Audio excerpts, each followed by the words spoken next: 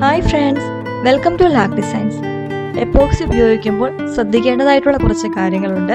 ഇവ ശ്രദ്ധിച്ചില്ലെങ്കിൽ അത് ശ്വാസകോശ രോഗങ്ങൾക്കും ത്വക്ക് രോഗങ്ങൾക്കും കാരണമായേക്കാം. എപ്പോക്സി റെസിൻ ഉപയോഗിക്കാൻ ആഗ്രഹിക്കുന്ന ഒരാളാണെങ്കിൽ നിങ്ങൾക്ക് ആദ്യം വേണ്ടത് ഒരു ഡെഡിക്കേറ്റഡ് വർക്ക് സ്പേസ് ആണ്. ഇവിടെ ആവശ്യത്തിന് വായുസഞ്ചാരം ഉണ്ട് എന്ന് ഉറപ്പുവരുത്തണം.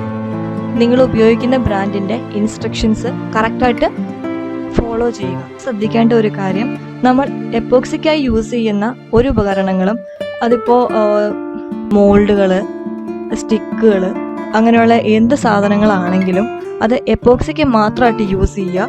ബാക്കി ഒരു കാര്യത്തിനും യൂസ് ചെയ്യാതിരിക്കുക. എപ്പോക്സി കയ്യിലായി കഴിഞ്ഞാൽ ഉടനെ തന്നെ ചെറു ചൂടുവെള്ളത്തിൽ ഡിഷ് വാഷ് വെച്ച് കൈ വൃത്തിയായി കഴുകുക.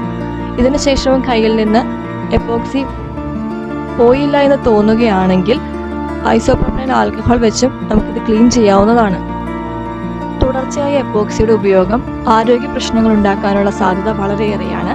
ഇത് ഒഴിവാക്കാനായി തീർച്ചയായും സേഫ്റ്റി എക്യുപ്മെന്റ്സ് ഉപയോഗിക്കണം. റെസ്പിറേറ്റേഴ്സ്, ഗ്ലൗസ്, സേഫ്റ്റി സ്പെക്സ് എന്നിവയാണ് ഇവയിൽ പ്രധാനപ്പെട്ടത്.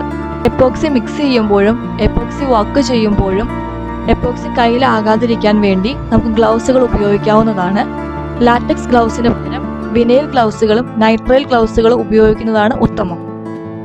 എപ്പോക്സി മിക്സ് ചെയ്യുമ്പോഴുണ്ടാകുന്ന ടോക്സിക് ഫ്യൂംസിനെ തടയാനും സാൻഡ് ചെയ്യുമ്പോഴുണ്ടാകുന്ന പൊടിപടലങ്ങളെ തടയാനും റെസ്പിറേറ്റേഴ്സ് ഉപകാരപ്രദമാണ്. അതുപോലെ തന്നെ ശ്വാസകോശ സംബന്ധമായ രോഗങ്ങളുള്ളവരും ഗർഭിണികളായവരും വളരെ സൂക്ഷ്മതയോടെ മാത്രം എപ്പോക്സി റെസിൻ ഉപയോഗിക്കുക. എപ്പോക്സി റെസിൻ ഉപയോഗിക്കുമ്പോൾ പ്രധാനമായും പാലിക്കേണ്ട സേഫ്റ്റി പ്രിക്കോഷൻസ് എന്താണെന്ന് എല്ലാവർക്കും മനസ്സിലായി എന്ന് വിശ്വസിക്കുന്നു.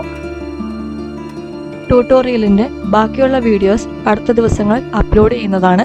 കാണാൻ മറക്കരുത്. നിങ്ങൾ എപ്പോക്സിയെക്കുറിച്ച് അറിയാൻ ആഗ്രഹിക്കുന്നവരാണെങ്കിൽ please like, share and subscribe. Thank U.